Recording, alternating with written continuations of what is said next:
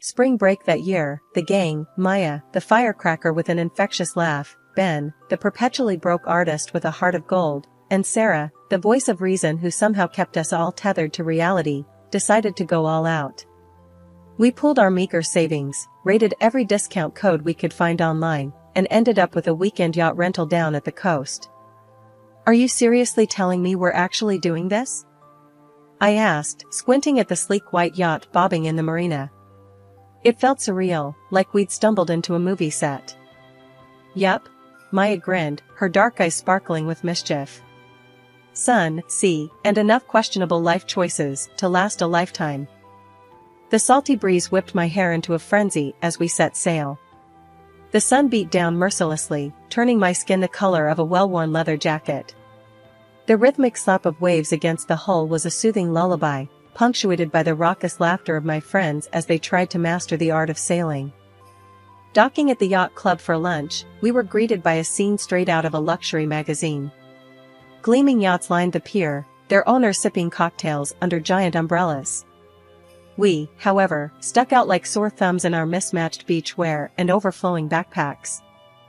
Suddenly, a voice broke through the cacophony. "Lost, are you?"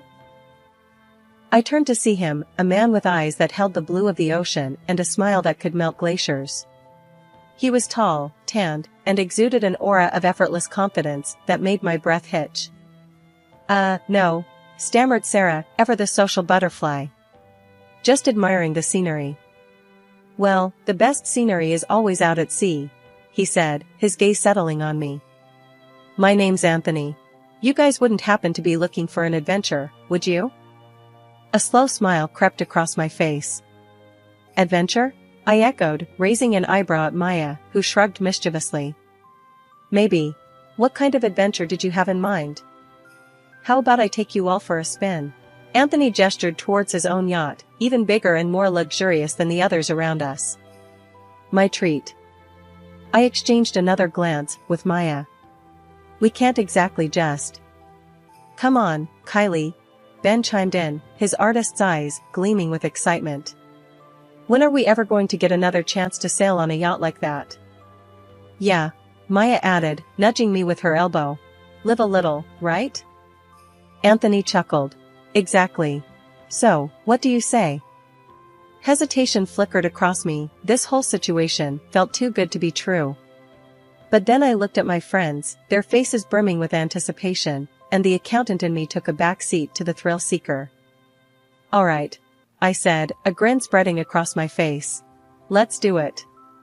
Stepping onto Anthony's yacht was like entering another world.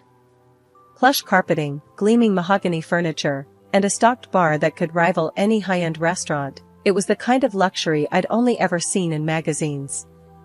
"Wow," I breathed, taking it all in. "Welcome aboard," Anthony said, offering me his hand.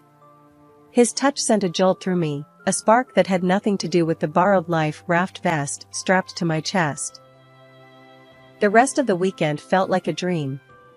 We snorkeled in crystal-clear waters, kayaked through secluded coves, and spent evenings sprawled on the deck under a sky thick with stars. Anthony and I spent most of the time together, talking about everything and nothing. He was funny, intelligent, and surprisingly down-to-earth, despite his obvious wealth. By the time we reluctantly disembarked at the end of the weekend, we were both sporting impressive tans and a connection that went deeper than just sun-kissed skin. We exchanged numbers, promising to stay in touch, and a small part of me wondered if this was the end of our fairy tale. But fate, it seemed, had other plans.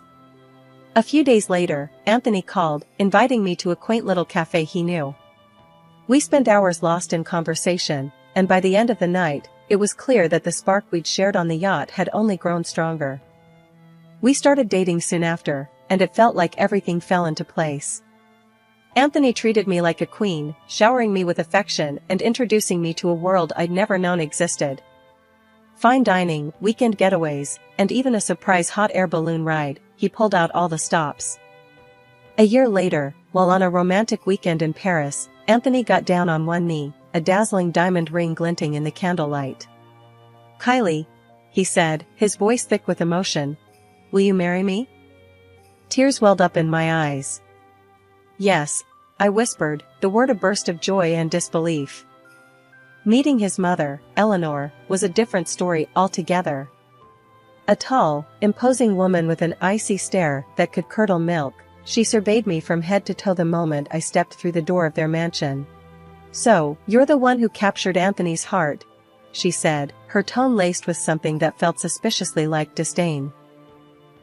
"It's nice to meet you, Mrs. Davenport," I replied, trying to project an air of confidence despite the butterflies fluttering in my stomach. The rest of the evening was a tense affair. Eleanor made subtle jabs about my background, Reed, not born with a silver spoon, and seemed determined to find fault with everything I did. Anthony, bless his heart, tried to bridge the gap, but the tension was thick enough to cut with a knife. Finally, as I was getting ready to leave, Eleanor pulled me aside. "Look, Kylie," she said, her voice surprisingly low. "I may not be thrilled about your social standing, but Anthony loves you, and that's all that matters. Just don't disappoint him."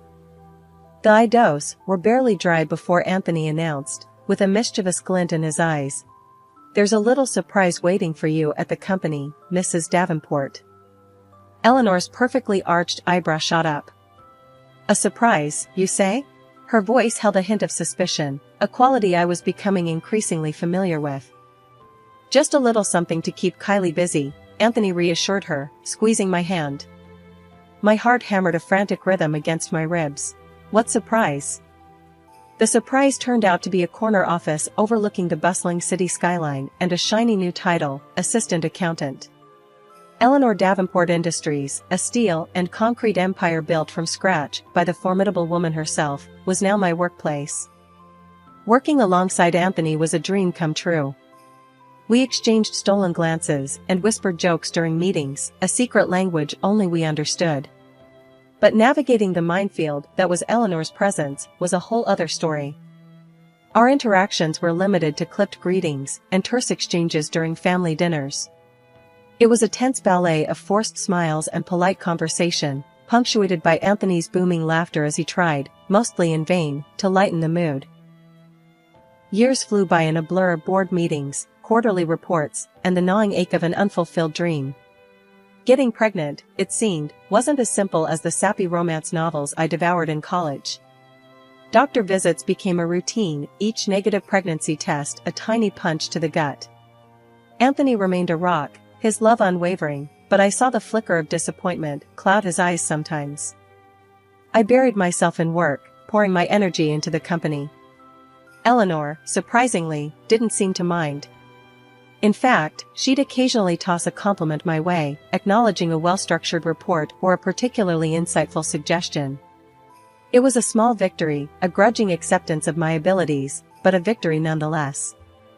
One evening, after a particularly grueling board meeting, Eleanor caught me packing up my briefcase. "You're good at your job, Kylie," Eleanor began, her voice devoid of its usual frostiness. "Damn good, actually." A shy smile tugged at the corner of my lips. "Thank you, Mrs. Davenport." "But," she continued, her gaze turning steely, "work shouldn't be your entire life. You and Anthony." She trailed off, leaving the sentence unfinished. But the unspoken message hung heavy in the air. "You and Anthony need to start a family."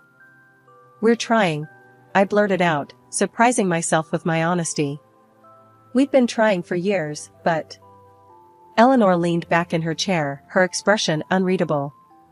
"Sometimes," she said finally, "life doesn't always go according to plan.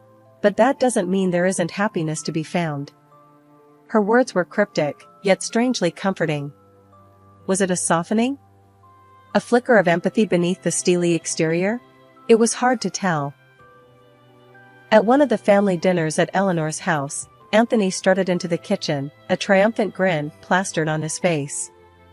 "Guess who just hired the most stunning secretary the company's ever seen?" he announced, wrapping his arm around me in a hug that felt more performative than usual. I stifled a sigh. Anthony had a way of making even the most mundane announcements sound like earth-shattering news. "Really?" I managed, forcing a smile. "Who is she?" "Tiffany," he said, his voice dropping a seductive octave. Blonde hair, legs that go on for miles, and a smile that could melt glaciers. Eleanor, who had been engrossed in the financial section of the newspaper, finally lowered it with a sigh. "New secretary, huh?" she said, her gaze sharp as a hawk's. "Yeah," Anthony beamed. "Think she'll liven up the place a bit, don't you?" "Let's just hope she can handle a phone and a keyboard," I muttered under my breath. The remark slipped out before I could stop it. Anthony's grin faltered, and a flicker of annoyance crossed his face. "Come on, Kylie," he said, his voice laced with a playful jab. "Don't be jealous, because the new girl has legs that could go all the way to next Tuesday." Heat flooded my cheeks. Jealous? Honestly, the thought hadn't even crossed my mind. I was more concerned about Anthony's hiring practices than threatened by some clueless blonde bombshell. But before I could retort, Eleanor slammed her newspaper down on the table, the sound echoing through the opulent dining room. "Jealous?" she boomed, her voice laced with steel. "Kylie is your wife, and a damn good accountant at that. You'd do well to remember that. Looks fade, Anthony, but intelligence and loyalty? Those are qualities to treasure."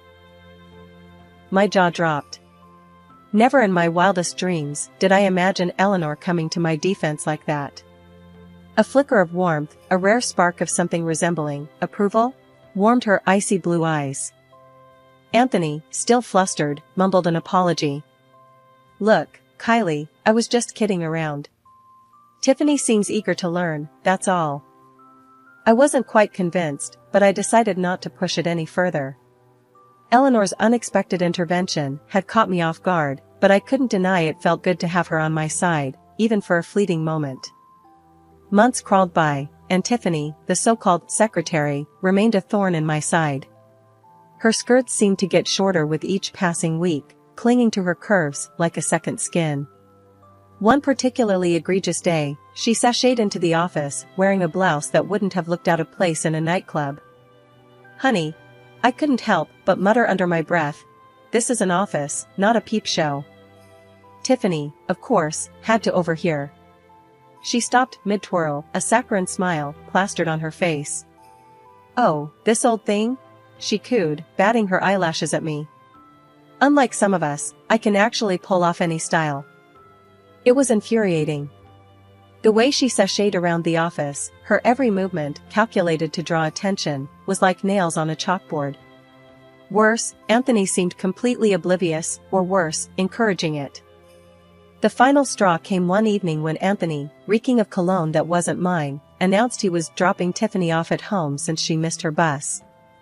"Maybe I should take a cab home more often," I said, my voice surprisingly calm. "Since you seem to be so busy these days." Anthony's face flushed. "That's not what I meant," he stammered. "Look, it's nothing. Just a ride home. No big deal." But it was a big deal. It was a giant, flashing neon sign screaming infidelity right in my face. And I was done ignoring it. The walk home felt like an eternity. The city lights blurred into a kaleidoscope of colors as tears streamed down my face, each drop a tiny shard of heartbreak.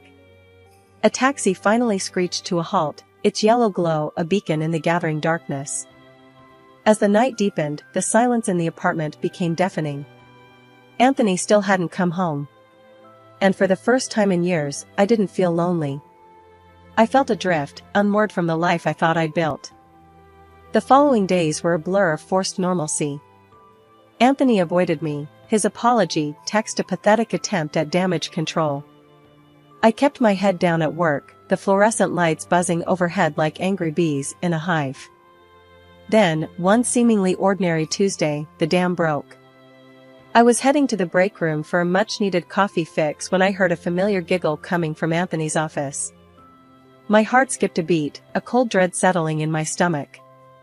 Without a second thought, I threw open the door, the sight that greeted me making the blood drain from my face. Anthony was sprawled on the couch, his tie askew, his face flushed. Tiffany, her skirt hiked up to a point of no return, straightened her blouse with a smirk that could curdle milk. "Well," I said, my voice surprisingly calm, the coldness in it sharper than a glacier. Look, who decided to throw an impromptu office party. Anthony scrambled to his feet, his face a mask of guilt and panic. Kylie, it's not what it looks like, he stammered.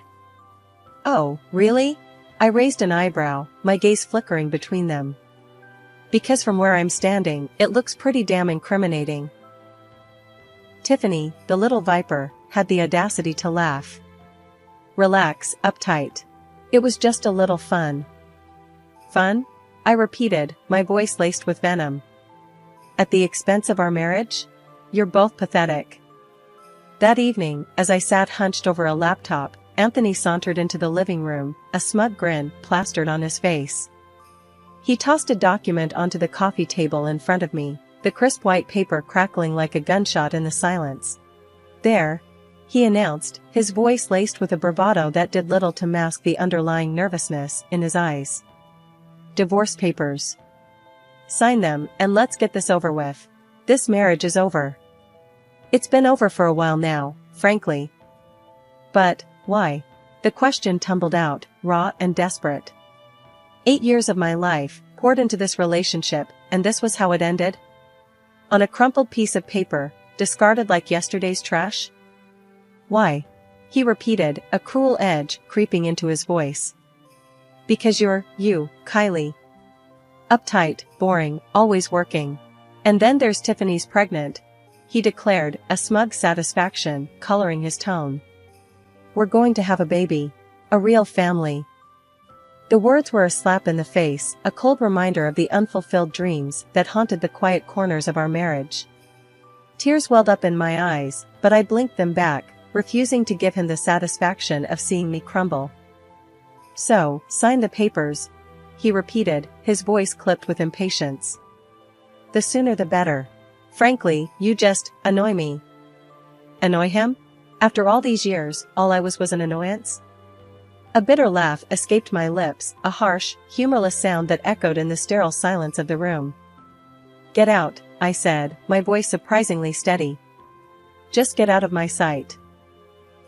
Anthony hesitated for a moment, a flicker of something like surprise crossing his face.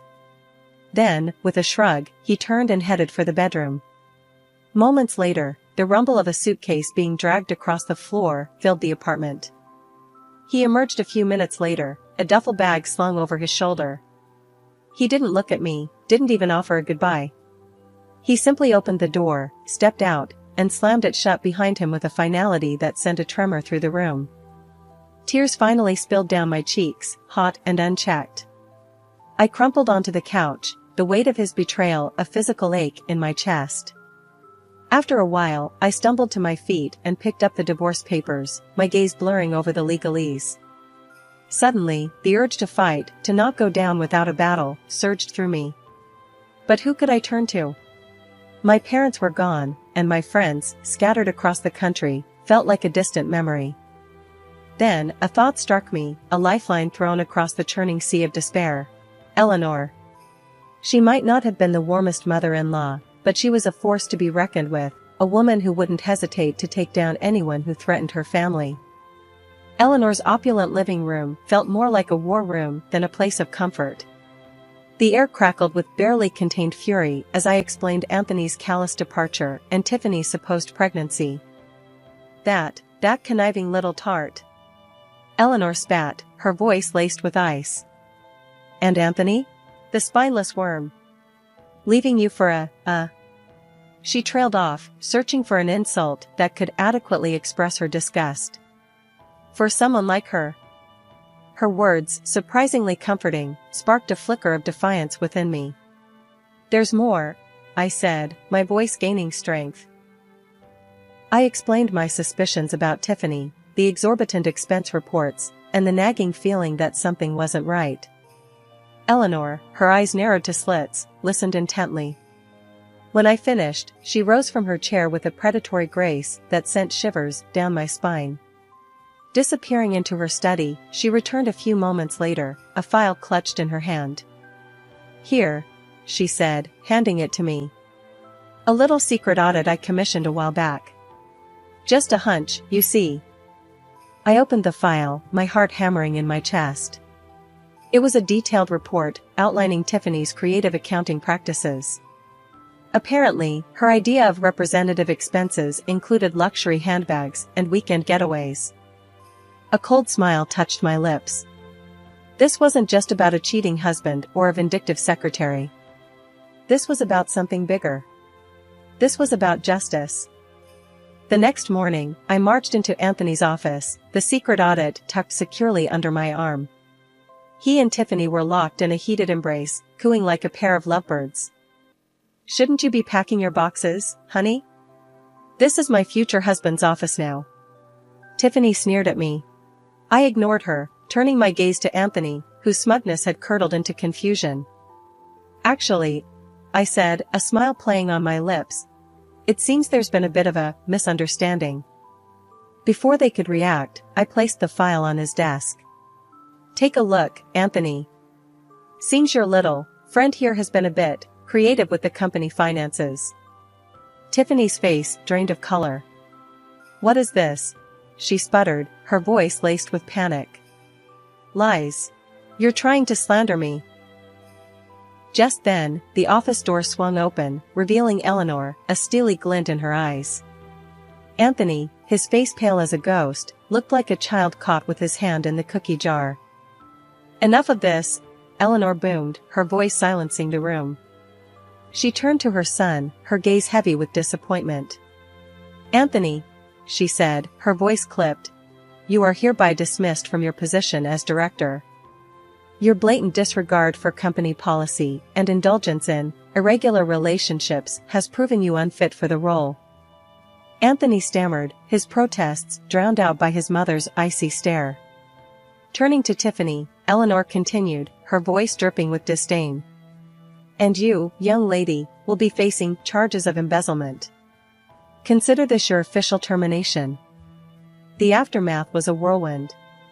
Tiffany, realizing her gravy train had derailed, quickly confessed to Anthony that the pregnancy ploy was a sham. "Honey," she'd purred, "all fake sweetness gone. I don't need a poor lover." With that, she sashayed out of his life as quickly as she'd sashayed in, leaving him floundering and alone. Eleanor, ever the pragmatist, wasted no time. She presented Tiffany with a stark choice: return the fraudulently claimed $15,000 or face a very public lawsuit. Tiffany, with her dreams of extravagance evaporating, chose the former, coughing up the money with a defeated whimper. Needless to say, she was no longer employed by Davenport Industries. As for Anthony, well, let's just say his fall from grace was spectacular. Fired from his position as director, his access to his mother's lavish lifestyle, the fancy cars, the yacht, was swiftly revoked. The divorce proceedings were swift and, thanks to a very good lawyer, financially beneficial for me. Part of me, a bruised and battered part, wanted nothing more than to walk away from Davenport Industries, to leave the memories, and Anthony, behind. But Eleanor surprised me again. Pulling me aside after a particularly grueling board meeting, she looked at me with a newfound respect in her eyes. "Kylie," she said, her voice softer than I'd ever heard, "this company needs a steady hand. Someone who understands the business, someone with integrity. Someone like you." There was a beat of silence, then I took a deep breath.